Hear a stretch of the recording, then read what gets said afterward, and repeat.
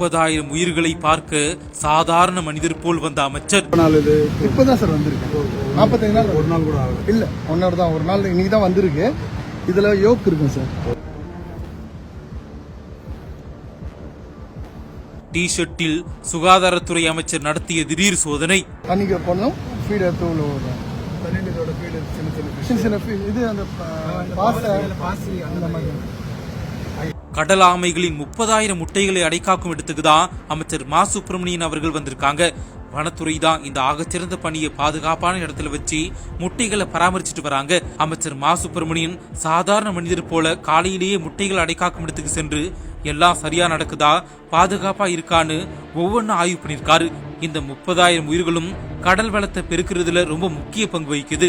இந்த கடலாமை முட்டைகள் 90 இருந்து 120 நாள் அடக்காக்கப்பட்டு அப்புறமா கடலாமை குஞ்சுகளா வெளிவரும். அந்த கடலாமை குஞ்சுகள் கடல்ல விடப்படும். அப்படியே பொறுமையா வரும். மேக்சிமம் சாயந்தரத்துல தான் விட்டுருவோம் இதை. ஏன்னா அப்பதான் இந்த காக்காங்க எதுவுமே தூக்கி பொழுது சாஞ்ச பேர் விட்டா தான் இருப்பேன்.